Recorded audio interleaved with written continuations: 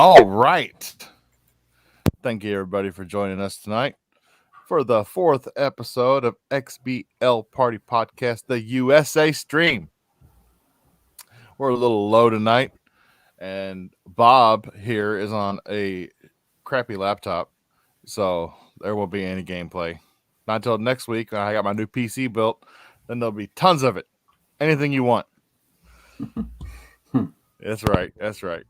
Fair enough. I All believe it. right, so let's get started right away. Power Man, what have you been playing, brother? Okay, well, obviously, I've been playing some Halo. You know what I mean? That's I feel like a given. However, I would want to throw kind of a curveball. I don't know if you guys have watched the Arcane series on Netflix. Are you guys familiar with this? Yes, League of Legends, but I didn't watch it.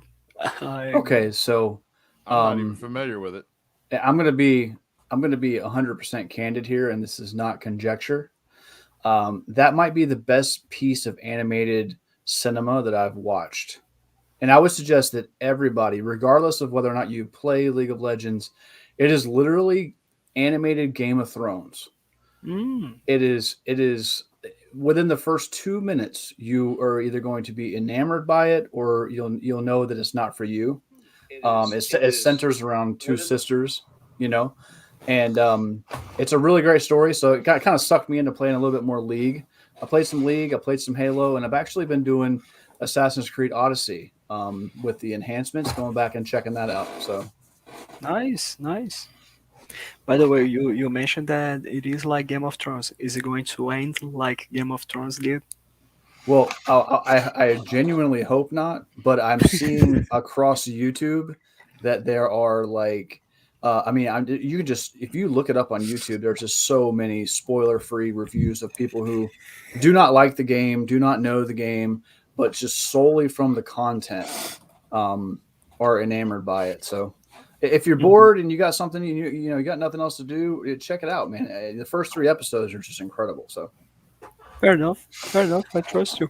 Nice, nice. All right. Fabio, what you been doing down there in Brazil, brother? There we go. For the first time, a Brazilian is here in the USA show. I feel like an intruder here, to be honest. Thank you so Oh much no, for all having are me. welcome, sir. Well, All are you're a welcome. lot closer than the fellas in the UK. Holy crap. Ah, don't mention it. But like what I've been playing was mostly, of course, Halo. Like it has been everything that I've been playing mostly during my week. And I've been playing a little bit of some back compatible games like Time Splitters 2, Perfect Future Perfect, Secret Weapons over Normandia, and also Gladius. All four games are Xbox OG Xbox games. No achievements at all, but playing them because they are available right now through backwards compatibility. And yeah, I had some interest in them, and I'll soon make some reviews for the channel. Yeah, Nice. Nice, nice, very nice. Well, I've been playing Halo. of course you have. I've been playing Forza Horizon 5. hmm I have been trying to play Guardians of the Galaxy. I picked it up last week. I picked it up on the sale, and What happened? I get stuck at the very beginning, where he's sitting there, he's kicked back on his bed, and he's got his CD, booklet in front of him, and I've literally been sitting here just jamming along with the music, Oh following my along god. with the words. I'm like, and then when I'm like, okay, I've listened to enough of the music, I'm gonna play. Something comes up, and then I gotta, but I've got quick resume, so when I come back and I turn my console back on, it takes me right back to where I'm sitting there listening to the songs in exactly the same place where I left off in the song. I mean, it's wicked. I'm telling you, Bob. Listen, that game is gonna get you, man. That game is gonna, especially you and me, and some that that were around in like the late '80s and '90s, that time era. I'm telling you, that soundtrack. Whew. And did you guys know that they actually made so the developers like essentially kind of like dreamt up a band called Star Lord, and all Mm, those songs were made by the developers. So oh, wow. the Nice. ones that are labeled by Star Lord, yeah, look it up, man. Really cool stuff. Like they literally like created a rock band for this game. Awesome. That's Awesome. that's By the wicked. by the way, everyone is saying so many good things about it, about this game, but for some reason it just doesn't grab me when I see trailers of it, when I see gameplays of it, when I see reviews of it. I don't know why. I think it's just because since I was so disappointed with Marvel Avengers, I kind of am like, you know what I mean? It didn't grip me yet. Yeah, I could totally see where that It's really connotation would come bizarre. from. But I would just, man, I'm telling you, like enough people. My thing is just like it's so different from the Avengers. The only similarity is just the fact that it's third person and it happens to not be in the MCU. But in Hmm. my opinion, that's one of its strengths because you get to see the Guardians of the Galaxy in like a completely different light. You know what I mean? And then with this game, they get to tell stories that they're not really able to tell in the movies. You know what I mean? So Nice. you get to see a little bit more of a granular and larger universe. Especially as you progress on through the game. Of course, no spoilers, but the game is big, man, and it's just a lot. Every set piece is fun to go to, and all the dialogue and the banter. I'm sure KY. Well, maybe you haven't because you just got in the part with his mom, but once they start like going back and forth and arguing and joking and making fun of each other, oh man, it's so good. I loved the movies. I really did, and Hmm. that's why I picked the game up. I couldn't pass it up. Black Friday sale. It's like, oh yeah, Fair Yeah, enough. yeah. I'm Fair getting it. enough. But like, does it feel like the movie? Like, I know it sounds like the movie since based on what Power Man just said about the Devs band, which is really awesome info. But like, does it feel like the movie itself? In my opinion, yes, and I say that because they basically took a lot of the stuff like the Milano feels like the Milano from the movie. I feel like Star Lord feels like Star Lord. They're really good at like capturing the essence of each one of the characters. Rocket's Rocket, Gamora's Gamora. In my opinion, she's probably a little bit more awesome in this one, just because of like with the video games and stuff, they're able to just kind of go crazy with what they can and can't do. I love the way that Drax interacts. He interacts very similarly to the way that Dave Batista does, in that very like very plain and like to the point, but it's supposed to be funny kind of talk that he does. Oh yeah. Nice, Who Yeah, nice. was he the does. guy? Enough. Sorry. Go ahead. Who was the guy that played Star Lord in the movie? Chris Chris Pratt. Pratt, Yeah. Yes, Chris Pratt. I the haven't future gotten to actually. Mario. Yeah, I haven't actually gotten to see the character per se in the game yet. But does it look just like him? No. In this one, he has a lighter blonde hair. He looks more like he does from the original, like I believe it Comic was the books. 2008 adaptation of the comic books is what the movie Uh, is based on. Fair enough. So Ah, you're gonna get a little bit closer to what he kind of looked like in the comics, with the blonder hair, kind of slick back, kind of deal. They're very like, they're more stylized, I guess you would say. Like the character models are a little bit more hmm. stylized than they are in the movies, but I actually kind of like it. Like, Groot kind of wears like shoulder armor, and Rocket's suit is really all the little details, and the inside the Milano is really cool. There's just a lot there, man. It's a good game. Nice, nice. What is it, Bob? Uh, What happened? I'm playing. I'm playing it tonight. As soon as the podcast is over, I'm starting it up. At Wait a least play the first mission, Bob. You know what I'm saying? Play that first mission because it's really big. It's a large set piece, and you're gonna really get the scope of like what you're gonna be doing in the game. They set you up really well. So Wait Yeah, a because I second. really love the banter. Sorry, But like, wait a I'm a second. little under the weather. But like, wait a second. So you are not playing right now as we are recording this. You usually No, do actually, that when we are doing no, the my main show. Series X don't is don't make me on. pull up the Xbox app, sir. I will. My Series X is on, but I'm sitting at home right now, downloading 13 updates. So Okay. Okay. Lord. yeah, it happens when you've You got gotta do what you 700 gotta do. games on your hard drive, and you're every day's an update. Yeah, you're not kidding about that. But no, back to the movies. The Guardians of the Galaxy movies. I love the banter between oh, what was his? I done forgot his name. The little tree guy, Groot. Groot. Yeah. Yeah, Groot.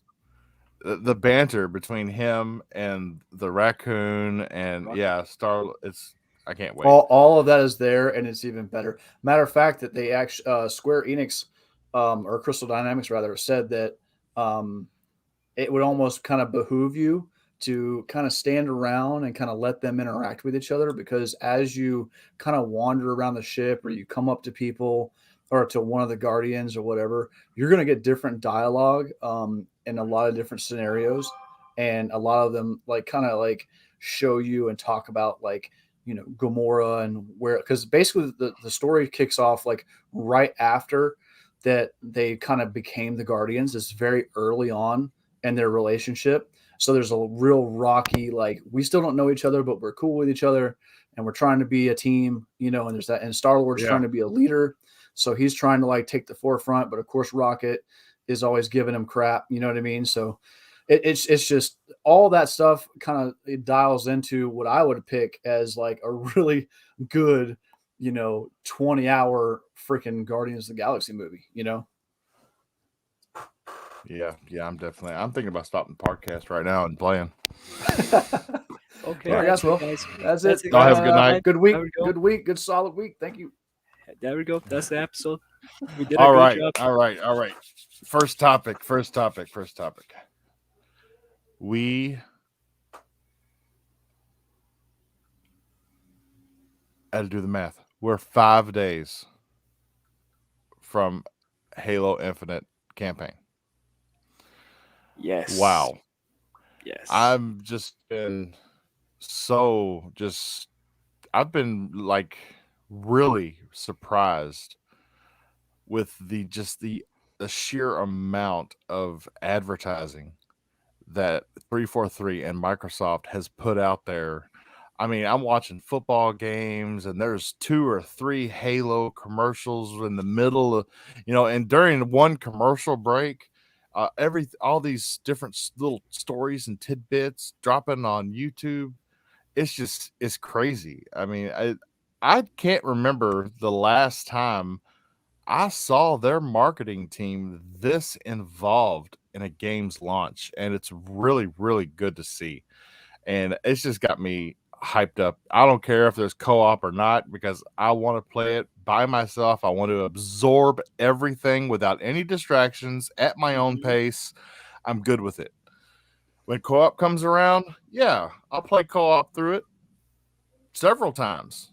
But hopefully the person I play co-op with has also played it and absorbed everything at their pace. So we can do a lot of messing around, and that'll be a lot of fun. Uh, Fabio, come on, man. Are you ready? So, in terms of Halo Infinite, yes, I am. My body is ready. Just give me the game. Simple as that. Because like we've been waiting for this for what 6 years? 6 years since Halo 5 Guardians was released, and like man, people. I think it's quite interesting to say about the whole trajectory that 343 had with Halo since the beginning. We had Halo 4. It had a good campaign, but it had a bad multiplayer because it was trying just to catch that Call of Duty audience player base. We had Halo 5 then with lots and lots of marketing trying to promise something that it didn't quite happen during during the campaign, to be honest. So yeah, that was kind of a misstep into the glory. And the game had a fun but overall bad campaign, but fun nonetheless, and a good multiplayer. So this is, in my opinion, like they have to get this right. They have to get both multiplayer and campaign because what they are trying to do is really different from everything that we had before, from Bungie, from what they did before in Halo 4 and Halo 5. This is open world now. And for the way that things are going, which seems to be, we are taking everything that was great in every single Halo game and we are putting this all together in Infinite. Like, there's just no way for me to not get excited. Yes, the multiplayer beta has its problems in terms of progression and in terms of content, but I think that the overall graphics, music, sound design, gameplay itself, it's all into the right direction, in my opinion. And if that is put it in the campaign of Halo Infinite with a really good story and really good open world elements. So yeah, we are probably going to be getting the best Halo game that we could ever have. But the thing is, they need to nail this because this is Xbox main IP. Halo is Xbox and Xbox is Halo. So and this is their third chain, so they can't fuck this up. So yeah, Yeah, I completely agree. I think that 343 really getting out there and showing people that they're not afraid. Everybody was talking about the campaign and how they were been hiding it. And guess what? They went out there and they showed a trailer that got everybody hyped. At this point, I don't want to see anything else. I am ready to experience this game on the 8th. I want to go in blind. I want to go by myself, like KY said, and I want to experience this game. Co-op not being there, I know I can understand and I can talk about people that are feeling bad about the co-op not being there. Myself personally, I typically save the co-op for the legendary runs with my friends, right? fair enough. So, Fair enough. right, so I usually kind of go and I play the game by myself so I can really get the story and I'm not having to communicate or talk. And then I go back in on the legendary, usually with a squad of 4, and we all go and we used to do that back in the day and beat it on legendary. You know what I mean? So I know that 343, this is their baby, man, and they're putting everything they got into it. They weren't afraid to go ahead and shadow drop the multiplayer, and it set the world on fire. Who would have expected Call of Duty and Battlefield to be taking a backseat to Halo in November of 2021? Even I, as a Halo fan, did not expect that, and here we are, and Halo Infinite Exactly. is dominating. You know what I mean?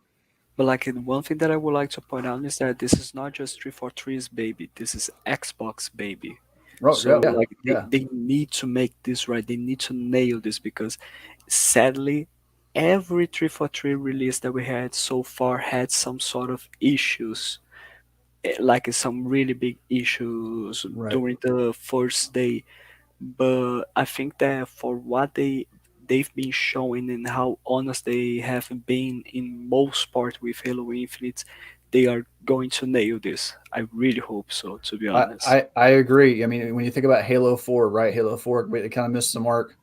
They kind of missed the mark on the multiplayer. And Halo 5, they kind of missed the mark on the campaign, right? And Exactly. so 343 has the ability to do both of these things well. They just And with needed to merge them into one game, you know?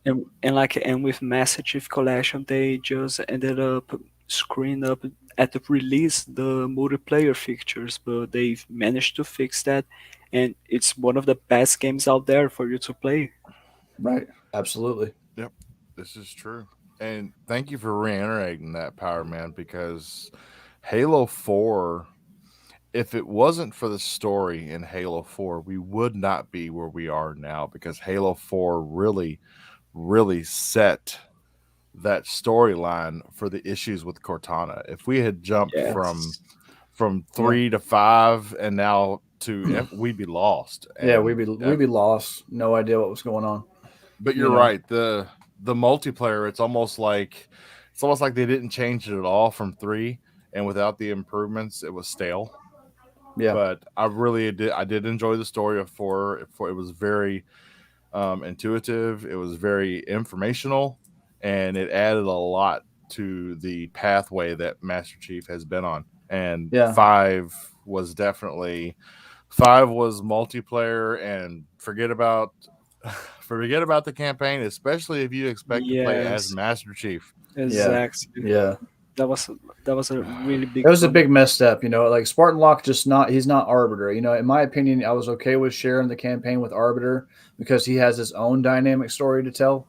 Um, Right.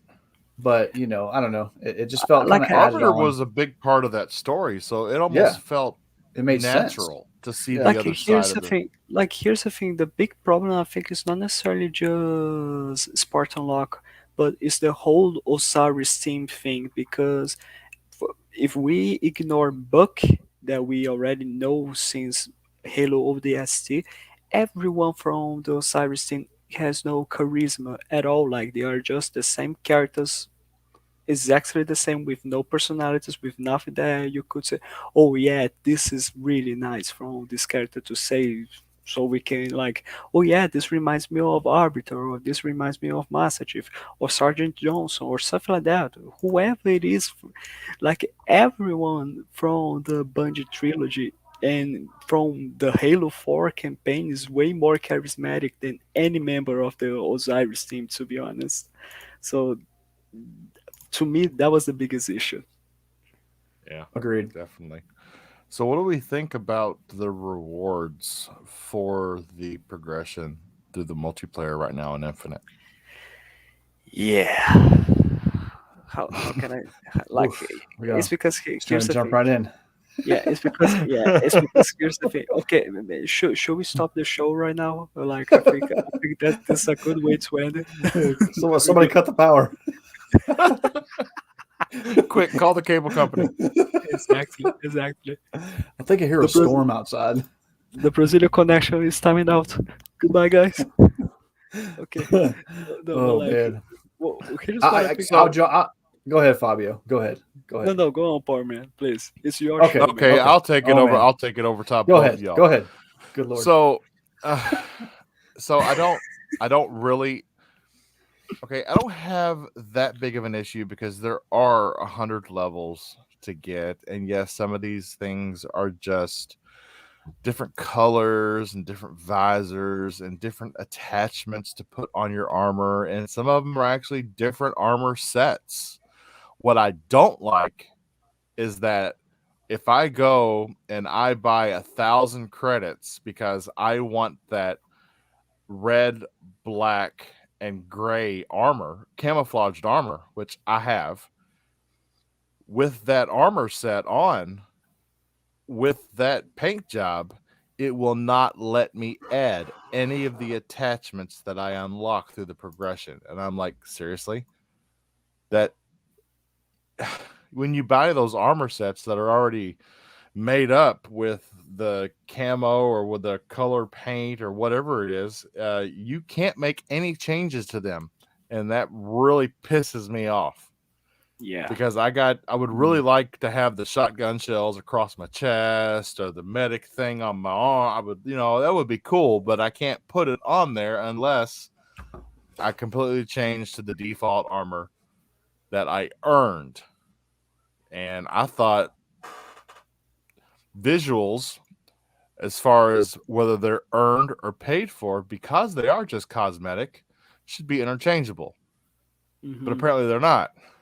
And other than that, I'm okay with it. I'd like to see more experience for just playing a match instead of just 50.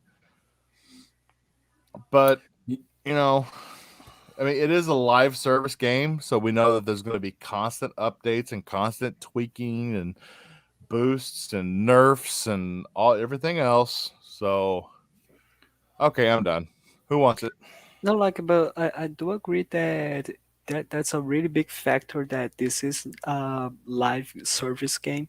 But here's the thing: first impressions for a lot of people is the most important. So, like, if it doesn't have enough content there, or if it doesn't have some stuff that it was available on previous games before, but they are not available in this game, like, people are just going to leave it and just ignore it, simple as that. But overall, my thing with the progression system in Halo Infinite, and like here's the thing, I'm saying this based on before the amazing update that we had this week, which we are now able to, without any challenges, level up at least one level from the battle pass for free, like with no challenges at all, just playing the game normally. You can just get one level and that's it, and this is daily. And but like the way that it was, my biggest issue was that they were being so honest, they were being so transparent with us by saying, yes, we are not going to be able to give you co-op and forge, and like we know we are going to receive a lot of backlash, but we need to tell you this because this it would be really unfair for us to just not warn you now, and then when the game is released you just notice that, oh yeah, it has no co-op and so we are fucked. But they were being so honest and transparent, and for the way that they've been doing the progression system when the beta was released, something was off. Something was really off because if you notice the tech preview, for you to level up one level from the battle pass, you needed like what, 500 XP. Now you need 1,000. And the big thing is that with the challenges, if you only level up from challenges, you are not, medals don't mean shit during the match. And for the way that some of these challenges are really specific, you are just making sure that the player is going to just get bored. Like it gives the impression that you want the player to get bored of it and just, oh yeah, I'm going to just spend money on it to level up, or you know what, I'm going to just spend money to buy that overpriced skin over there, and that's it. You know what I mean? So my biggest issue with that is that they've been so transparent before, but now when the beta was released, it didn't feel that way. It felt that it gave the impression that we are trying to get a lot of money from you, and we are going to force you to give us money on it. You know what I mean? So that's the only thing that I have. Yeah. I Am- want firefight. Where's my firefight? Like, did I Damn it, over where is my exaggerate it? firefight? Like, did I over exaggerate it with my criticism? Because this is really what I felt like. It gave me this bad impression from 343, to be honest. Yeah, no, I think you're on point. I think the big issue was with a lot of people are online and they're comparing it to the progression system of the Master Chief Collection, right? Hmm. And everybody was kind of praising the battle pass, if you will, or season pass or whatever they call it for the Master Chief Collection. And the thing with it is where the 3-4 missed the mark is, you got to be able to. People have to have a way to earn something, even if they're not buying into the ecosystem, right? The whole pool of free to play is get you in, get you playing, let you start earning, and then eventually you get invested, and then you want to spend money, right? So you want to Exactly. buy that battle pass, right? But there needs to be a progression system that exists outside of challenges and specific to the battle pass. Um, Luckily, they've been really quick on the draw. I'm really liking what I'm seeing with how fast they are Yes, addressing these things and listening to the community. That's a really good sign, in my opinion. for As far sure. as the content of the battle pass, um, you know, I didn't really expect um, to be mind blown by it because I'm always referring back to when you think of other. See, now Halo is in a different ball game. So now you've got is playing against the Apex Legends and the Fortnite and the War Zones. All of these have really long established time frames to build really elaborate, huge battle passes. Right? I think that Halo Infinite will get there. I think that this was. This is Halo's first foray into the free to play market. I think that Hmm. this is like their social experiment. They're dipping their toes, seeing how it goes. I think that we'll start to get more and more rewards, and obviously the progression gets fixed because the gameplay is solid. There's no problems there. A couple of balancing issues here and there with some of the weapons, but other than that, I mean, it feels really good. You know, Yes, yes, I do agree with that. But like in my opinion, I think that the battle pass itself is not the problem here because the approach that 343 is doing, I think it's just amazing. Like it makes me wanna buy the battle pass because it has really good rewards. In my opinion, it has really awesome shits for you to unlock. And the fact that this is permanent, once I buy it, I don't have to, I need to finish this in this certain amount of time before I have to buy another one, something like that. No, no, it's permanent, so I can buy it and then wait 5 months without playing Halo Infinite, and the Battle Pass will still be there for me to unlock the stuff. So I think this is really awesome. This is a really good approach, really different from what we have in the market right now. And I think everyone should do something like that. But the problem is the challenges themselves. Just the fact that, like Powerman said, that like you can't just have the challenges to be the main source of progression. You need to have a mix of it because I can see the challenges working for some extra content so you can unlock it. Like, for example, we had the Team Fiesta events week where we had a weekly reward. It was a armor painting or something like that. And for you to get that exclusively, you could only get it by finishing every single weekly challenge. But and yeah, if it was to unlock this kind of stuff, I think the challenges would work really well by also giving you XP from the battle pass. But the main source of progression should be something different. So yeah, Yeah, well, what is it, Bob? and and they could still make their money too, because if you look at all the pieces that you get with the progression through the battle pass, yeah, some of them there are different designed helmets, visors, armor sets. But as far as like creativity, they're a bunch of solid colors, cool colors, but just a bunch of solid color combinations and stuff like that. And they'll still get their money by people who want those armor setups that are like camouflage or have got Yes. some anime across the front of them or something like that, something really specialized. They'll still make their money on that stuff. I'm I don't understand why. I don't. I just think you should be able to progress faster. I understand we got 6 months, and I understand that they probably spread it like this so that one, you're not having to buy a new battle pass every 3 months. You're only having to get that 100 or that 1,000 credits to get the battle pass every 6 months. Yes. But at the same time, at this rate, as much as I work, I'm not sure I'll even get to level 100 in 6 months. Because, I mean, even if I sit down and play like 10, 15 matches, okay, I may go up a level and a half. Because after you get those dailies out of the way and those weeklies out of the way, then you're just 50 XP per match. Yes. Mm-hmm. And it's like, yeah, okay. Now the special events I think are a little different. Like the special event that's going on right now with like the samurai armor and stuff.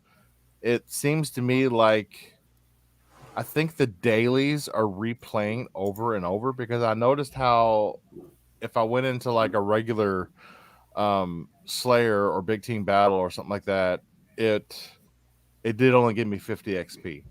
But if I went back and I played the event that was going on, then it seemed like I got the 50 XP, but I could work towards like the amount of people that I killed and stuff like that over again, because I could have swore I already gotten it. Mm-hmm. But I Hmm. could be wrong.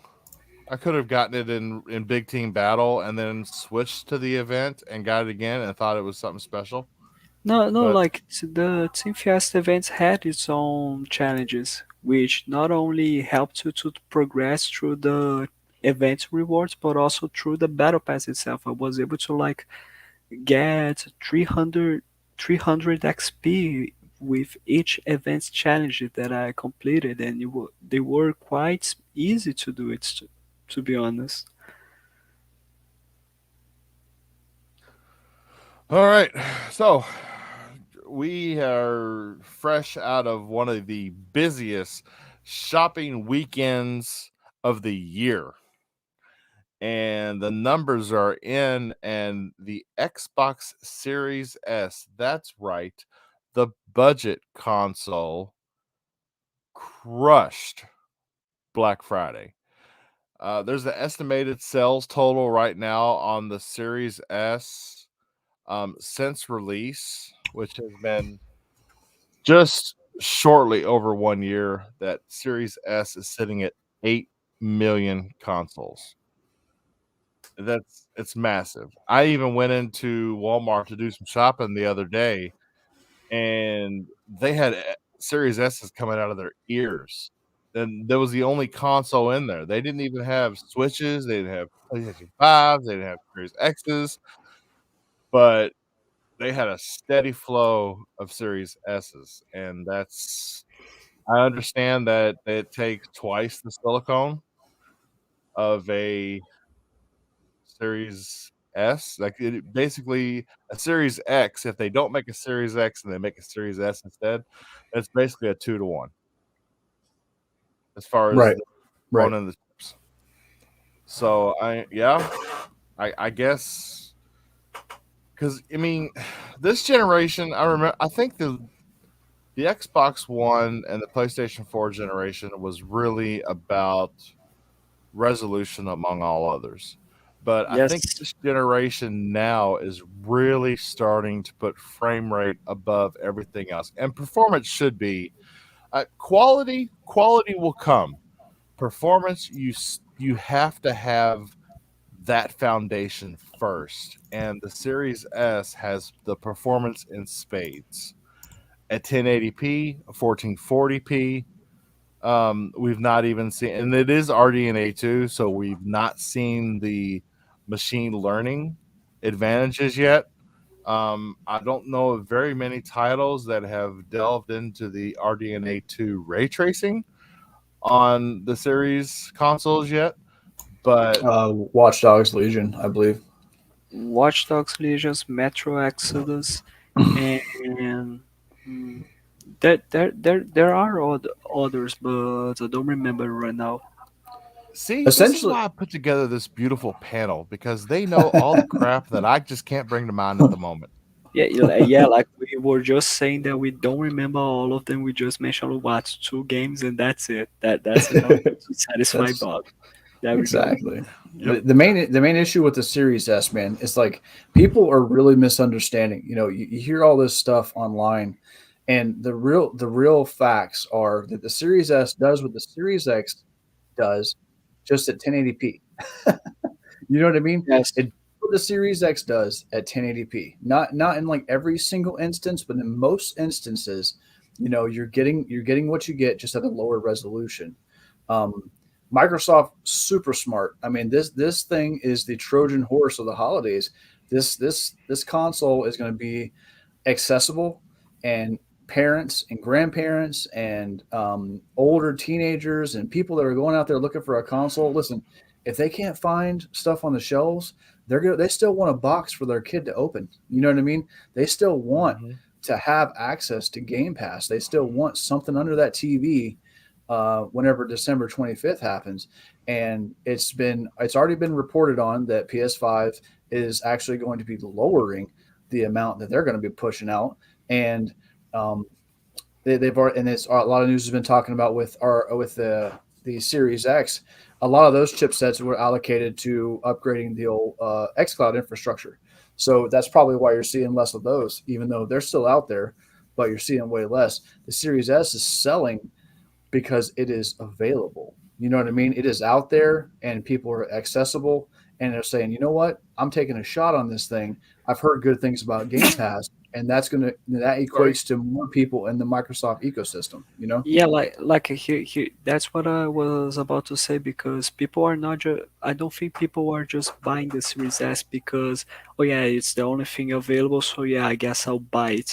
No, I think people actually did some research before actually buying, like get to know a little bit of the machine, see what it can do, and if the things that the Series S offer to you are enough for you to buy one, then yes, you will buy it. If they are not, so wait for the Series X or the PS5 to be available, and that's it.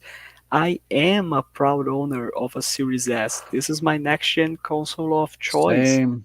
And like I'm coming from a One X. I love my Xbox One X.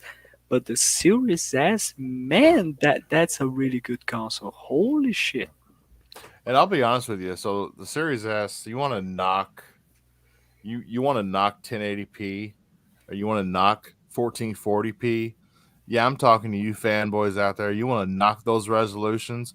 Well, let me tell you something. Those resolutions to the master race, that's the sweet spot. Hmm. That we're talking no sacrifice, 1080p or 1440p ultra settings, 120 plus frames a second on their computers. You know how much a Yeah, 4K PC monitor is? It's crazy. a lot. You know how much you know how A much a lot. 1080p? I got a 1080p Samsung computer monitor. It's a 27-inch curved monitor, but it's 1080p. It's 120 Hmm. hertz, but it's 1080p. I'm sorry, 144 hertz. It's a 144 hertz monitor, but it's 1080p. And I stole that bad boy for $169, brand new. Oof. Like one Wow. thing, like one thing that I need to say about the Series S also, which why did I choose the Series S over the Series X? Not just because I liked what it offered, I really enjoyed what it offered. I did my research on the features, but also because of the price. Because here's the thing, in Brazil, the dollar is really expensive. $1 is almost like 5 to 6 Brazilian reais. And like Wow. a Series X costs $500 in the US. In Brazil, it costs what? Almost 5,000 Brazilian reais. Wow. And here's the thing, during the Xbox One generation, the release of the Xbox One console, 500 dollars was 2,700 Brazilian reais. And guess what? The Series S is right now at almost 2,700 Brazilian reais. So like I went with the cheaper option because I'm not going to spend 5,000 Brazilian reais in a console. And the cheaper version is awesome. It offers a lot of stuff that I really care way more than 4K resolution, to be honest. Fabio, Thimper said in I had a Thimper said question in for the Fabio. I'm sorry. okay, Go go on. Um, ahead. did Yes, I'm so? bored. I'm just curious. Since you're living in Brazil, what are you seeing on the shelves? I mean, are you seeing any? Do you see PlayStations on the shelves? Are they sold out down there, or are people interested in the higher tier console? Or are they more along the lines of with you, like looking for the best budget and the best bang for your buck? Here's the thing, it is really well. It, it is really well mixed because there are those who pre-ordered the Series X because they were really excited and they really enjoyed the machine. They wanted the premium and the best console. There are the others who really enjoy the PS5, and that I respect. And the Series S, as time goes on, I see more and more people saying, I finally managed to get into the next generation because I bought a Series S. And this is coming from people from Brazil. But the problem that really, for some fucking reason, pe- some people are doing is that some fanboys, but really toxic fanboys here in Brazil, are saying that if you bought a Series S, you are a sucker. If you bought a Series X, S, you are a beggar because you got no money to buy a premium console. You know what I mean? So Well, we get that in America too. and like I think it's so bizarre because man, what's the issue? Are you complaining that I can play next gen games with great with great performance with a really good resolution? It doesn't matter if it is 1080p or 1440p. I think they look really good at that resolution, to be honest. But I bought it. I spent way less money than you did. So are you trying to now validate my purchase because you were a sucker to spend more than me?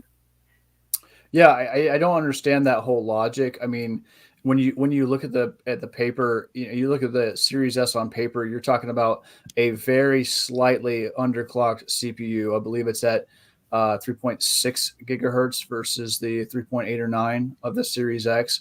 You're looking at all of the next gen features like quick resume, the extremely fast SSD, especially when you're upgrading from a Xbox One or a One X, right? You're getting a huge upgrade in load times and in rendering of the game. You get the better CPU, which means you're going to be much more often. You're going to see 60 frames and even 120 frames on some games. The the 4 teraflop GPU that is in it has RDNA2 architecture versus the old architecture that was way less efficient. This thing runs whisper quiet. You never hear it, and it's super reliable. The only issue that I have, and it's not even an issue because nowadays everybody needs to do this, but storage expansion, right? But who doesn't understand that even with a Series X, that 1 terabyte is going to get filled up. You will need storage expansion. We're living in a digital world. Physical games are becoming less and less of a thing, in my opinion. Talk to any PC gamer; they don't buy hard copies. They stopped buying hard copies years ago. When's the last time you? I remember being a kid when I saw um, Diablo 2, like actually in a box that you go buy, at a store. So it's Hmm. just a lot of crazy things, man. The Series S is just a monster. It's not something that people should disregard. If you can't find anything Exactly. else, I promise you're going to be happy with it. Look up a few reviews, look up some benchmarks, and listen and watch some gameplay. And I promise you, if you put that beside a 4K TV, you're not going to be able to tell the difference. You know what I mean? You're not going to be zooming up times 200. Exactly. You know? And like It's here's a funny you made that comment about physical media, Power Man, because it is kind of funny. So, um, for all you out there, I'm building myself a PC right now, and um, I'm are you I'm leaving the I'm Xbox? no, I'm not leaving Are the you Xbox, becoming a PC master racer? but for capturing gameplay and doing content creation, I kind of need a PC. Ah, yes, yes, Yeah. But yes. so Yeah. I'm up, so Very I'm upgrading to a better platform, and my PC that I'm using to upgrade already has a CD-ROM. So obviously, I would leave it in there. But at the same time, my daughter started to have some problems with her PC, and the wife was like, "Well, I think for Christmas we should build her a brand new computer." And I'm like, "Okay, cool. I'll go on Amazon and just start loading the cart up with everything I think we need." And I get to the very end, and we buy everything. It's been shipped, it's on its way. And then the motherboard comes yesterday for my new system, and I open it up because I'm a nerd. I want to open it up. I want to flip through the manual 5 or 6 times and just make sure I know everything about it that I can. And then what falls out of the manual? A CD-ROM with all the drivers for the motherboard. And Hmm. hmm I'm like, holy crap. I have a CD-ROM, but my daughter doesn't. So we went on Amazon real quick and had to buy like a little external CD-ROM so that I could install the drivers for the first time on her PC. So still says its use out there, but it's very far and few between.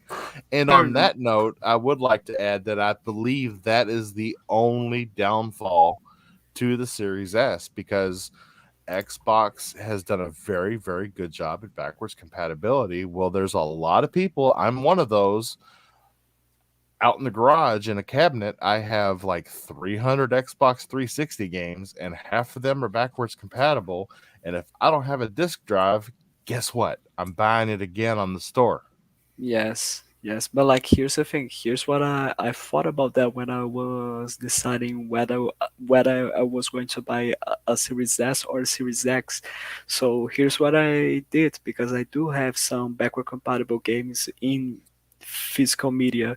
So I decided to keep my One X and then buy the Series S. So I have the best of both worlds, to be honest. And one thing that I would like to add, just so you can see, especially here for Brazil, for a country like Brazil, the value that the Xbox Series S has, if you get the specs from the Series X and you make a comparison with a PC gaming with the same specs, an Xbox Series S, which is $300, equivalent to 2,700 Brazilian reais, is equivalent to a PC gamer with the price of 5,900 Brazilian reais. Okay, coming from a person who just did a bunch of shopping for 2 PC builds, the processor alone, the processor that is in the Series S, you cannot buy for the price of a Series S. Exactly. It's The really. motherboards were 120 a piece, Mhm. and I went with a Ryzen 5, which is a Zen Generation 2. Not even a Zen 2, it's more like a Zen Plus. It's got 6 cores, 12 threads. That was $180 for that processor. If I wanted to touch a Zen 2 or a Zen 3, a Zen 3 are over $500. Yeah. It's Right now crazy. on Amazon, Ryzen 5 3600, which is the 6 core 12 thread, it's basically from last year, $294 Yeah, just for the processor by itself. exactly. So like the amount of value, especially if you just get the Series S and Game Pass, you're done. Oh That's it. man, yeah, huge. It's Like that's really it. the Like a kid combo. gets that for Christmas. They get a subscription to Game Pass and an Xbox, and that is it. Like that is all they One need. one thing that I really don't understand actually also is that there's a lot of people there that are trying to downgrade a little bit the Series S. Some people, not that many, but some people are trying to downgrade the Series S by saying that it's just a Game Pass machine. It's just so you can Yeah, play but Game Pass. But how many of those people have actually been able to find a PS5? yeah, okay, you do have a good point, sir. Yes, fair enough. Fair enough. Fair enough. Oh man. Amazing. Simply amazing. Right? Oh, but man, I will tell you though, if they had, so how much of a price increase do you think it would have been if the Series S at least had the M.2 NVMe 1 terabyte that the Series X has in it? What are we talking? 30 Mm. $40? Yeah, I could Mm, see like a 349.99 price tag for that. something like that. I mean, I don't know. I don't again, know though that's because we're talking about a high speed NVMe drive. So that usually the increments, like if you go from like for instance on the PC side, if they're dropping a 512 gigabyte versus a 256 gigabyte model, um, if you're looking for like an NVMe, uh, there's usually about, and don't quote me on this, but um, $50 to $75, right? Difference, depending on how the prices are running. Um, yeah. so yeah, if I had to guess, yeah. So for instance, on Amazon right now, $35 for a 256 gig, and then you've got $90 uh for basically double, which would be what the Series S to Series X would be, right? Basically, they just took the NVMe and cut the storage in half, essentially. Yeah, I went with a 256 gig NVMe M.2 so that I could run my operating system and my apps directly Yeah. off the M.2 that's on my motherboard. I figured that would be my fastest boot option, and that what I got was a 250 gigabyte Western Digital Blue NVMe, and it was $40. Hmm. Yeah. So yeah, I mean, yeah, about $350, I guess. I wonder if there'd been an even trade off though, getting twice the storage. Yeah, I mean, if they're going to cut corners anywhere, I'd be okay with them cutting corners on the storage aspect rather than trying to, like, I wouldn't want them to downgrade the CPU or GPU any further than it would be right now. You know what I mean? So, if Yeah, anything, I would take, uh, I would take less storage over something like that. If I had one thing that I would change about the Series S, I would say I would maybe up the power even slightly on the GPU, maybe to be like exactly half of the Series X. So, 6 T-flops of RDNA2 architecture, just to be able to push 1440p a little bit more often, because a lot of games do end up. It seems like the developers are liking 1080p 60 on a lot of the newer games, and rightfully so. I mean, look at Halo Infinite. A lot of people's PCs right now can't even run that game. You Really? know, What? yeah. I mean, if you've Really? got a like, somebody was talking about it the other day. They had a GTX 1060, and it crashes instantly. You know what I mean? Um, What the? 1660 Supers, you're running at like 1080p 60 on low. You know what I mean? Low settings. If you want to run high, I think the recommended is the RTX 3060. If you yeah. want 1080p high settings. So They were only at the 10 series, the 1000 series GTX. They were only running 8 gigs of memory at that time because in the 900 series they were still at 4 gigs. So yeah, they were only running 8 gigs, and for a game that's probably meant to natively run with no less than 12. yeah, Yeah, yeah, and it's also a VRAM issue too. So if you're running like anything under 4 gigs of VRAM, I think that's immediately a problem with Halo. Mm. So well, yet another reason to purchase a Series S over a comparable PC, in my opinion.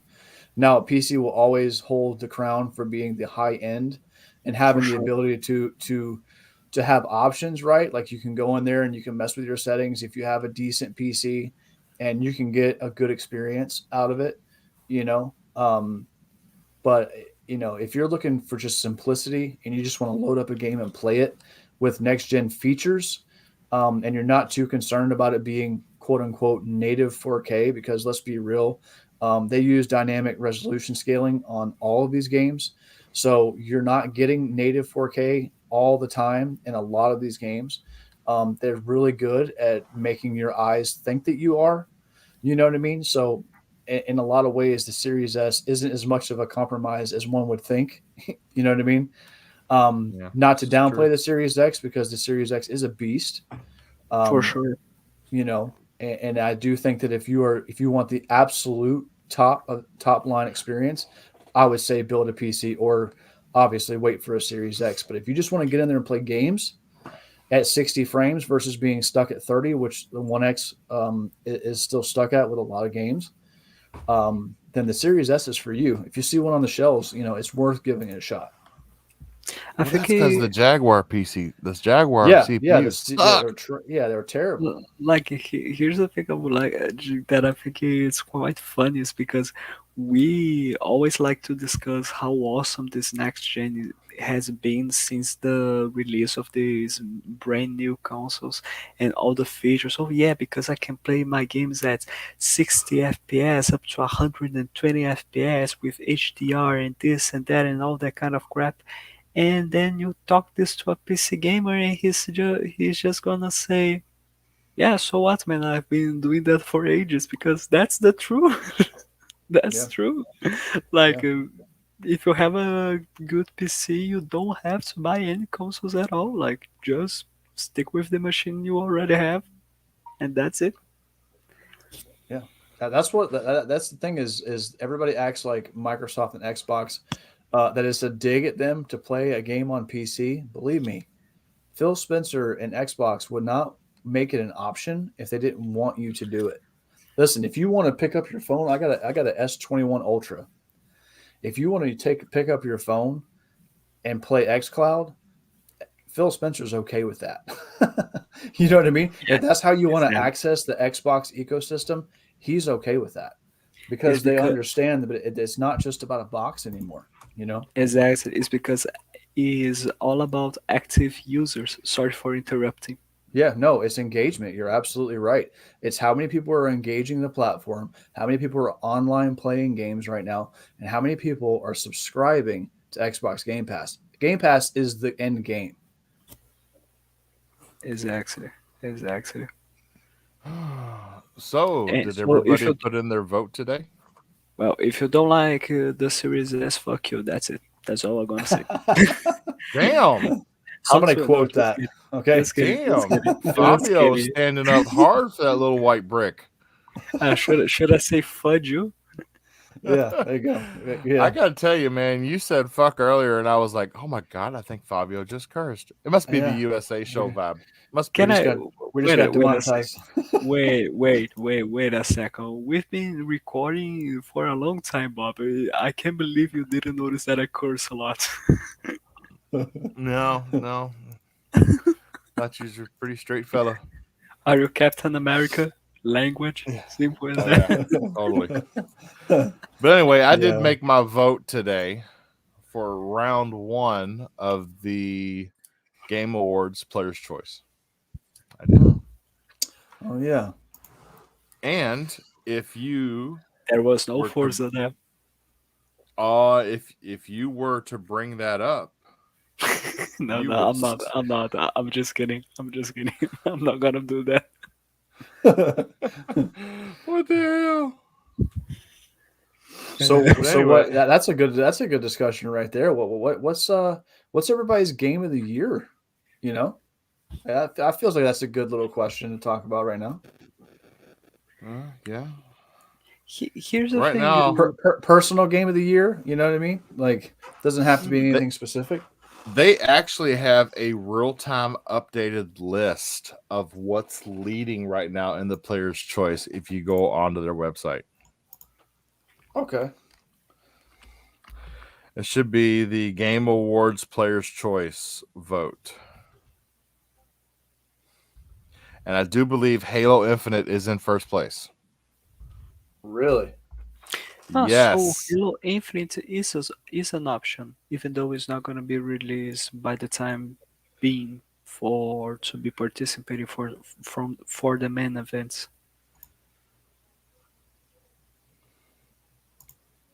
Interesting, interesting. Huh. But yeah, to be honest, my personal game of the year is I gotta go with Psychonauts 2. Like I just yeah, it's just so amazing. I 100% agree. That is as of right now. That's my game of the year. Like So as of I know sorry. Forza. No, no, I do. I am sorry for interrupting you, Bob. It's just because I know Forza is amazing, and it should have received at least just one nomination for the Game of the Year awards. But like Psychonauts 2 is just a history of glory for Double Fine because the amount of time that that they took to develop that game and the result that we had was just holy fucking shit. Was just amazing. Was like this is the game that to me proved that okay, Xbox like here's the thing. Double Fine did a lot of amazing games back in the day before they were acquired by Microsoft and became part of Xbox. But Psychonauts 2 is a game that proves the big results that Double Fine Productions is going to bring to the Xbox ecosystem, and this is really exciting for me, to be honest. All right, so I got late breaking news. This is the first podcast you will hear this on.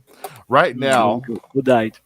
right now, there is on the Game Awards voting site, Halo Infinite is holding first place in round one all by itself with 9% of the votes.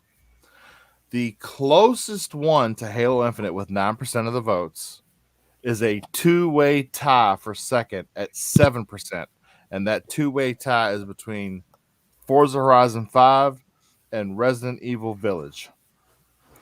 After that two-way second place tie, there is a four-way third place tie.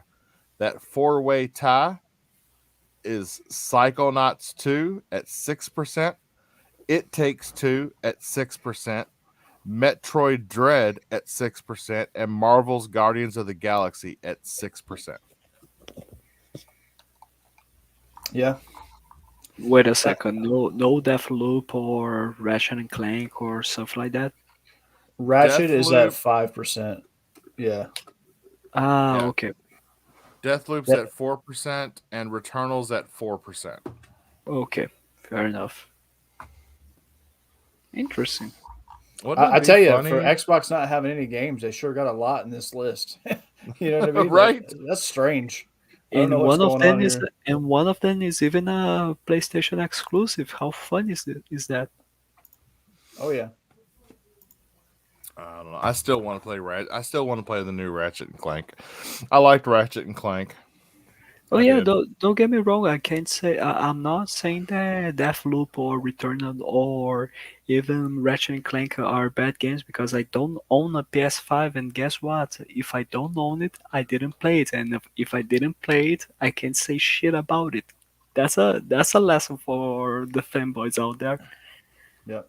Yeah, this is true. Well, That's don't the speak whole on it, you reason don't know. I got a PlayStation 4 is because I did not want to be on Twitter or on a podcast, me hosting or not. And I did not want to be one of those people who talks out of their ass about things they've never played. Exactly. This Yep. is bad because of reasons, and that's it. Yeah, like I've And- always given Sony their due, man. Like I beat God of War, Horizon, Spider-Man. I beat a lot of the major exclusives that they talked about, and they're great games. Got no problem with those games. Hmm. But it's just not my preferred platform, and that just drives people crazy. You know what I mean? They don't know how to process it. At least some people on Twitter. I've been in party chat with one person on PlayStation, Mm, and how was it? I felt like I was talking over a CB radio. Oh Amazing. my god, yeah, it is So, bad. It is a lot of bad. It's not even a people- dig. It's just so bad.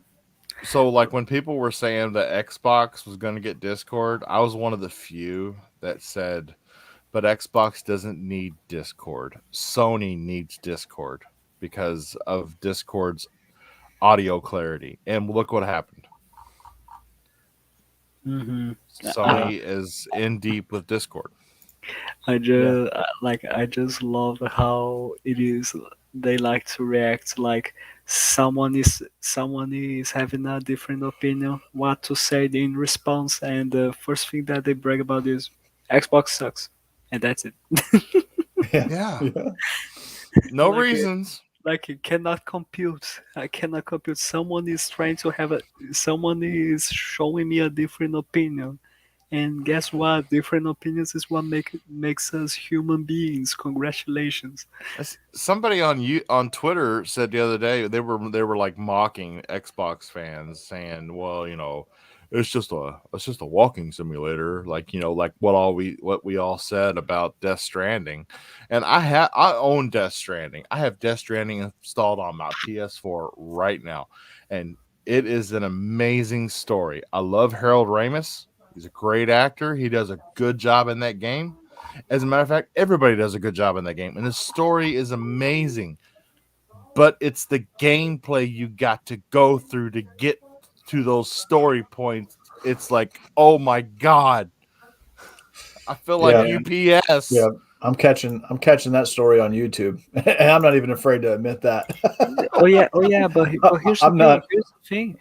That's what I do. That's what I did with The Last of Us 2 because I was really curious about the reception that it was receiving, and I was like, okay, let's see how it goes. First of all, Right. it looks amazing. It sounds amazing.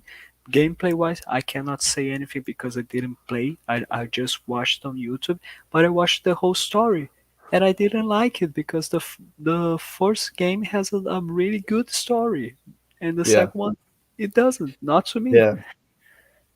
Yeah. I agree. The Last of Us, the first Last of Us, in my opinion, is a masterpiece, and I believe it deserved all of the praise that it got. Um, I played the same thing. I played around like 12 to 15 hours of The Last of Us Part Two. Um, and really nothing wrong with the gameplay. It definitely didn't do anything new in my opinion. I mean, it was, Hmm. you're hiding from the real people, and then you end up in a dingy little building, and then you end up hiding from the plant face people. You know what I mean? So that was pretty, par for the course. I didn't like how the characters were handled. I didn't like the story didn't really speak to me, and it's been long enough. I mean, they did my boy Joel dirty. You know what I mean? So I was just kind of like, the story gripped me in the first one, and it just didn't hold me in the second one. So, but kudos to whoever likes it. You know what I mean? If you're Oh into yeah, that for game, then sure, shout out to you. for You sure, know, for and sure. uh, another funny thing is like I really did. I enjoyed Days Gone a lot, and it seemed like Days Gone got more criticism from the ponies than anybody else. And I thought to myself, why don't you all? This is a great game. I mean, this game deserved a sequel, and it got shot down. I'm like, no, I wanted to see a sequel. Damn. Yeah, I thought Days Wasn't Gone was pretty good. wasn't it because of the bugs that it had during release? I didn't see any bugs, but then Of course again, you I did. played it a year after its release. To be Yeah, I honest, didn't. I didn't play it day one, so I didn't see the. I guess there was a map. There was a map glitch, or a problem with a day one patch that wasn't out yet. But I didn't experience that. That game was super smooth. Like I think I just wanna say Bob is the luckiest man in the world because he plays Anthem, he doesn't have any bugs. He plays Outriders. He has no connection issues, and he plays Days Gone I and has no didn't. bugs at all. Like I think it's really amazing how lucky this son of a bitch is. But yeah, All my friends had connection issues with Outriders, and I never had a connection. And then everybody stopped playing Outriders, and I'm like, "Would y'all stop playing Outriders for?" And they're like, "Cause it's a broken piece of shite." And I'm like, "No, it's not. It's freaking awesome." Oh my goodness, amazing, amazing. that's a broken piece of shite. Yeah, Dude. I will get on my soapbox right now though, and say that if you wanted to play Outriders and you were scared by all the hate that it got, it just got an update 2 weeks ago, and Something like that. the patch notes were over 3 pages long of fixes. I think they tried to address everything anybody ever said bad about the game. I'm serious. This update was 16 gigabytes. Holy Wow. crap. Okay, Yeah, it well, was like half the size of the game. hopefully they managed to fix it, right? That's Let's see right. how. Hopefully they learned from Avengers and decided to go take care of things. Exactly. Yeah. Exactly. Oh my god, amazing. Is Outriders still in Game Pass? Yes, it is. Huh. I think it is.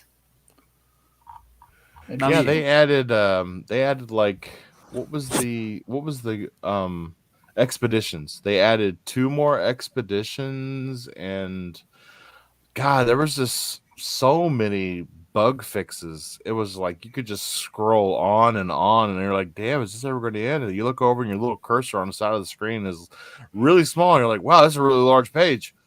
It was a lot. I was like, wow, I didn't realize there was this much broken with the game because I didn't see any of this.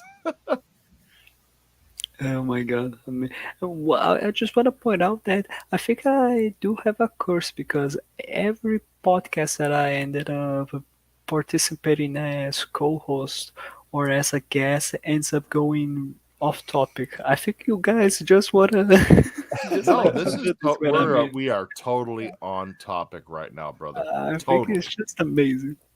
Are we? totally on topic. As a matter of fact, I'm getting ready to bring up another topic. Ah, there we go.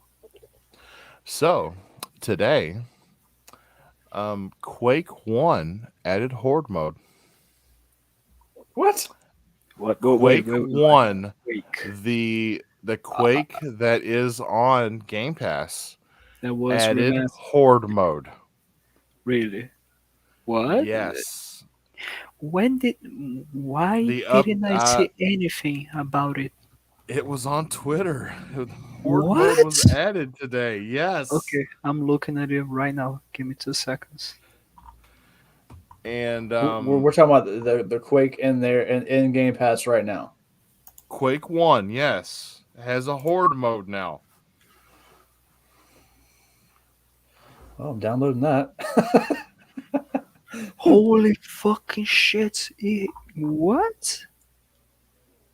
It has a Told horde you. mode. It has a Motherf- Horde mode now. Motherfucker!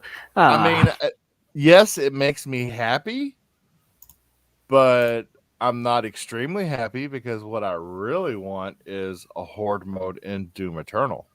That's didn't we what I already really got it? want. Oh yeah, no, yeah, there is a Horde mode there. Yeah, 100%. Doom Eternal Yeah, Horde mode. it had, Update 6.66. it's actually. It's already out. Oh yeah, yeah. Oh yeah. Oh my god, I'm the freaking host and I didn't know that there was already a Horde mode in Doom Eternal. I'm playing that shit. No, I'm playing that shit right now. Like I just love how like with quick horde You can mode, literally. Yeah, I see. I didn't know about that, but I knew instantly. Yeah, they did a huge update to the battle mode, and then there is a horde mode that is in there. Does it I'm play sorry. like Gears of War Horde though? Can you like hold up in an area and just take on waves of enemies? It's more of like an arena, but yeah, you know the what you're trying to do, yeah, it's definitely what you're describing. It's just more of like similarly to like whenever you're playing the campaign and you do a little bit of like parkour and then you end up in an area that you know for a fact is about to open up into a big space where a lot of demons can come at you. That's what it feels like. Yep, that's about the point. That's about the point in time where I'm shaking in my boots because I know I'm getting ready to get the fires of hell. I start looking for the sky. I start instantly looking for those with the cocodemons or whatever you call them. I'm instantly looking for those things because they start spitting at you. But yeah, I'm again.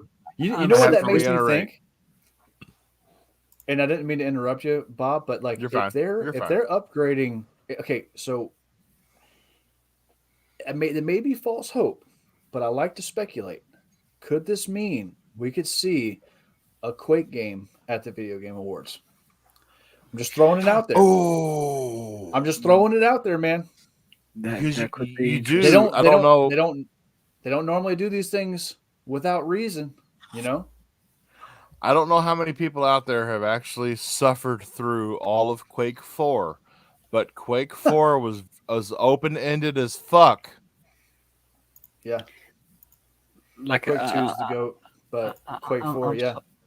I'm so sorry. I'm still just baffled by laughing so much about the fact that both of us didn't know about the Quake horde mode, but Bob didn't know about the Doom Eternal horde mode. I'm just still laughing at that, right? To be honest. Right. Well, you know, it was. This is why we're all here, man. This is why it was a touche moment. It was a touche moment.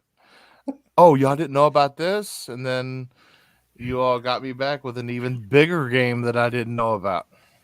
There we go. There we go. This is how you do it. I just want to reiterate 343 Industries, where is my firefight? Ugh. Exactly. There Exactly. we go. Okay, I think we should try to make a buzzer with Bob's just screaming, "Where is my firefight?" And with each episode, after 30 minutes, each 30 minutes, Bob just presses this buzzer, and that's it. It just screams. That's But it. as a matter of fact, with my new PC build, I'm going to have a soundboard, and I There we will go. program one of them to say, "Where's my firefight?" There we go. You are going to do I that even just until tweeted. I 343 tweeted releases. out. I just tweeted out to 343 Halo, Xbox, Phil Spencer, everybody that'll listen, and I said, "Where's my firefight in Infinite?" Thought it was going to be there. You put Eliminator in Forza Horizon 5. Why can't I get Firefight in Infinite? Yeah. Fair enough. Yeah. Fair enough.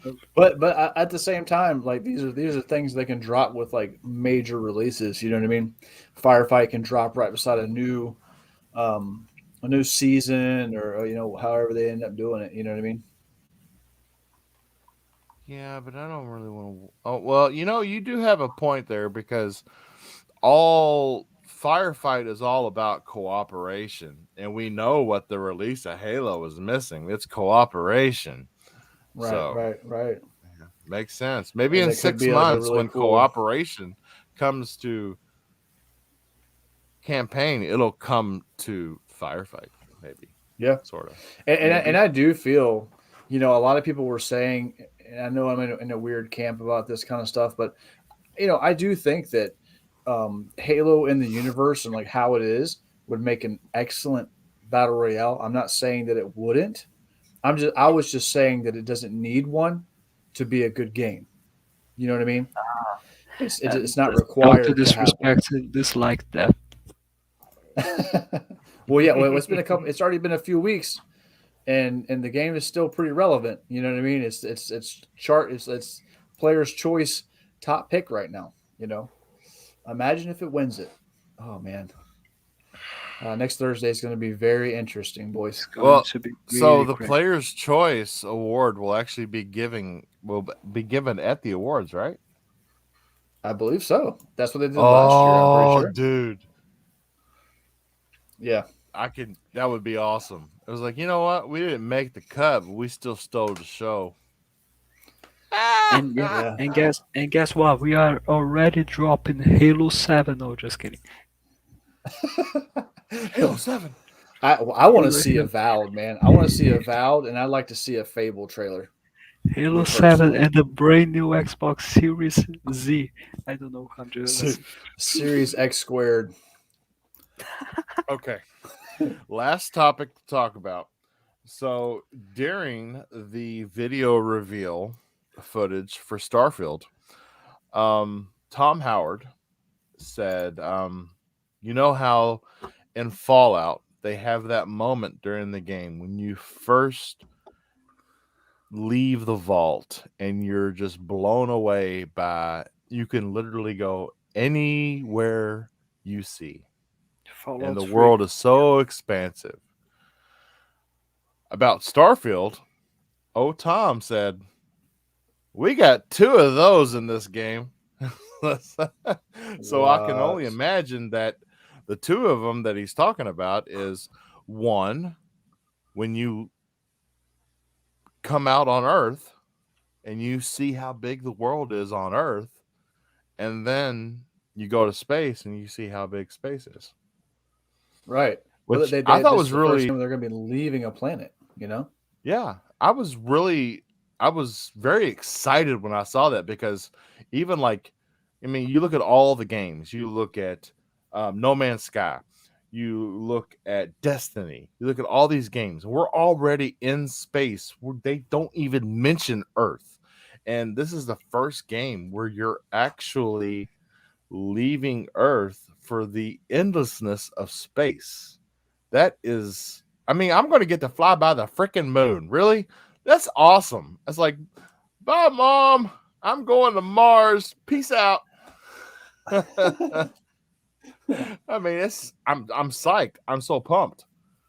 I mean, I really think like This is going to be like No Man's Sky and Destiny had a baby. And Yeah, I'm going to be there day one, and I'm going to smoke that cigar after the birth, and I'm going to put my arm around the dad, Tom Howard, and say, "Great job! Look at what you created." here's the Yes. thing. Here's the thing. It needs.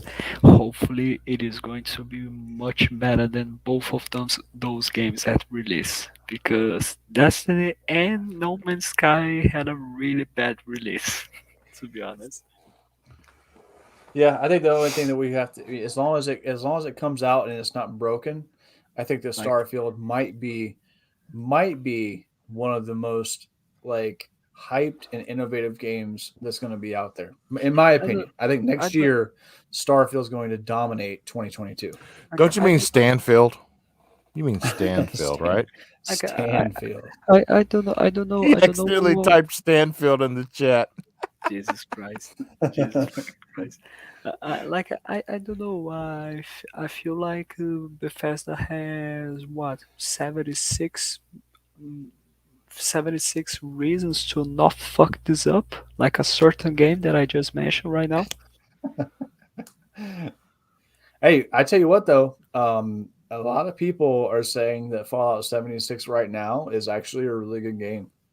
Oh Like yeah, I hear a lot of good things I about it now. I It do is. trust that nowadays is good, and I need to go back and try to play it. But here's the thing: the way that that game was released, like it made people lose their faith in Bethesda. Like these are the people Yeah, who created Skyrim, who created Fallout. Like Bethesda, like people would like to make that meme from The Godfather saying, "Look how they massacred my boy." But here's the thing: Bethesda is the ones who massacred their own boy with 76 release. No. Listen to me, Fabio. Okay, there we go. Okay, ride Wolf along Bob's the in the house. smooth sound waves of K.Y.Bob. Fallout 76 was a cash out by ZeniMax Media, and Bethesda was forced to put that piece of shite out before it was ready. Starfield. They've been working on Starfield for the last 4 years. They've put their heart and their soul into it. They will not trip up on this because Microsoft is letting them go at their own pace. They are not being pushed by the monster that was ZeniMax that got pushed below and bought by Microsoft. Heck yeah. The marketing from Starfield says that it has been in development for what 20 something years, like for what I remember from the marketing or something like that. Yeah, they say that, but they're just throwing their whole games history in there saying this is what we've been working towards with Oblivion, Skyrim, Elder Scrolls, Yes, Fallout. This is what we've been working towards is Starfield, but yes, the yes. actual sitting down and writing Starfield, it's been 4 years. Mm-hmm. Fair enough. I trust it. Todd Howard, please don't fuck this up. He won't, man. Bring it back. Look. Just bring it Look, back. you I remember believe when it. Tom Howard came out and started talking about Fallout 76 at E3, how he had his leather jacket on, he was a cool hipster. Yes. I want to see Tom Howard I wish I didn't and remember. I want to see him in some blue jeans and a gamer t-shirt. It's got some holes in it. Looks like it went weeks without being washed, with some kind. I want to see that Tom Howard because that's the real Tom Howard. That's the gamer Tom Howard. That's right. Hmm. Fair enough. Yes. Fair enough. Phil, So Phil Spencer and Todd Howard Incorporated. the clothes, the clothes are what define a person. Very well. Very well. I guess you should judge a book by its cover. So yeah. Oh, well, I do believe this brings us to the end of episode 4 of the Xbox Live Uh, Party Podcast USA stream. I'm sorry, but we will be back next week, and Bob will have his brand new PC built, and we will have game capture taken of Bob kicking ass in Halo Infinite multiplayer. I promise. or getting his ass kicked. I don't know. No, I currently have a KD ratio of 2.5 to 1. Thank you very much. Okay, awesome, amazing. But Nice. anyway, I have been playing Fallout 76. I forgot to To bring that mention. up. Ah, Yeah. nice. So So guess it what? It's not the is. end of the podcast. Yeah. It's come a Speaking of long way. those, Slayer exclusive kind of got me. I forgot to mention Slayer exclusive was talking about ESO the other day, and I kind of hopped in there. So kind of giving it a whirl, Ah, nice. stepping away from WoW, at least for a couple of minutes. Oh my goodness! Did you like enter rehab or something? I'm sorry, man. I really am. It's a problem. I mean, it's got to be some sort of professional regression service that you're going to get you out of WoW. Really? Sometimes I just like my computer is like upstairs in like the game room, and sometimes I just don't go up there because I'm just like, all right, if I do that, I'm gonna watch the sun come up, and I can't do that tonight. Okay, someone quote that Power Man. Wow, it's a problem. And It's a like problem. compare and like Like compare it literally, with both figuratively and literally. and Wow, like that's a problem. I put side by side with Todd Howard. It just works. Oh my That's goodness! it. That's the meme. I World gave you the idea exclusive. for. I gave you the seed for the meme. Now do it. Oh my gosh, I forgot to even tell you guys before we end the show, real quick. So they had some data mine content, and World of Warcraft Complete Edition for Xbox happened to come up on the back end of Blizzard's website, if I'm not mistaken. So could be huge considering it's not on consoles right now. Didn't see anything about PlayStation, but supposedly a WoW Complete Edition coming to console. I Just in case just anybody was interested. I Yeah, just don't want a yeah. monthly fee. I just don't want a monthly fee. I would check Jez Gordon's Twitter, I believe. Oh, wow. Maybe. He's a big he likes WoW. He liked WoW. I mean, but yeah, I'm almost positive. Yeah, I saw some stuff on the Twitters about it. We'll see. They at this point, I don't know why they didn't put WoW on the Xbox One. And now Mike Ibarra is running Blizzard. So I wouldn't be surprised. They have him and Phil have a really they're good friends. They have a close relationship. They're buddies. Yeah, you know, Mike's he's a huge component of like everything being everywhere. If Xbox is sharing games with PC, hey, why not bring the PC games to Xbox? Even I mean, there's no point not to. I mean, why not? I mean, you've got native keyboard and mouse support straight out the box. Yeah, yeah, and even then, Final Fantasy 14 has a really good controller scheme set up, and they actually have more spells than World of Warcraft does. So to say that you absolutely need a mouse and keyboard, I disagree completely. Plus, they already have fan-made console controller add-ons that are not even official. You know what I mean? So, yeah, could be a big thing. That'd be imagine the World of Warcraft Complete Edition, dropping into Game Pass. I would lose You so know? many friends. Don't say that. Yeah, that could be okay. That would be a problem. No, I would like hop in their party and they would be like, Oh my god! "Who's If they that? give me like He's not." Xbox achievements with World of Warcraft, oh boy! I'd hop in the party of somebody playing it, and all of a sudden the whole party would yell at me, "Who is that? He's not in our clan. Kick him out!" Here's the thing. If that gets released on Xbox, Bob, do you really expect to record more episodes with Power Man? No, I don't. All I'm saying is if you hear the clicking in the background, just keep it moving, man. I promise. I will respond. In my own time. Okay. All right. Amazing. All right. Let's do it.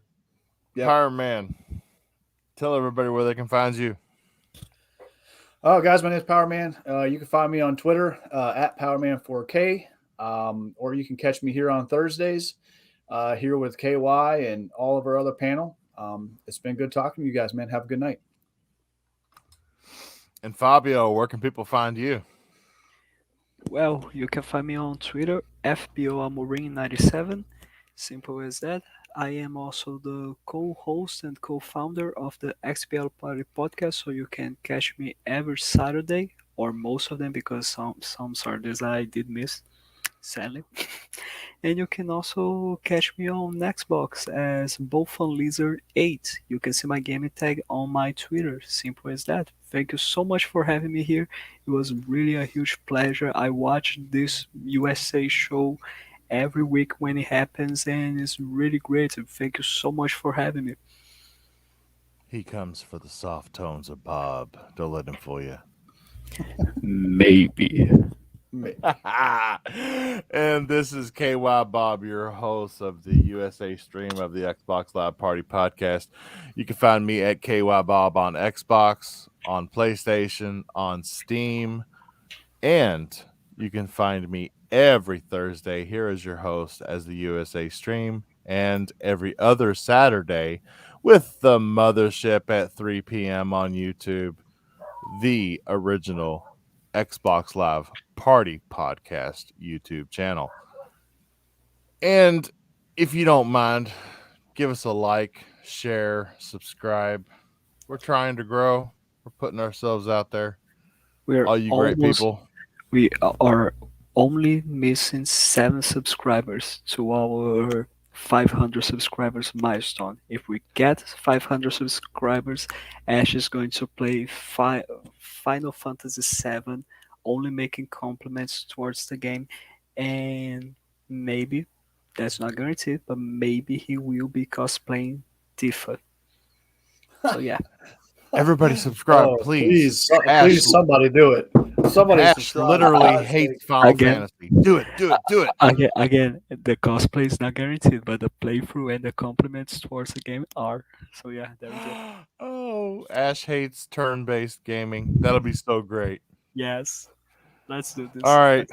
So come on. Like, share, and subscribe. Help us put Ash in a place where he does not want to be. All right, everybody. Thanks Thanks for joining us. Thanks for hanging out. Thank you for being in our chat. And have a good night. Good night, everyone. Night.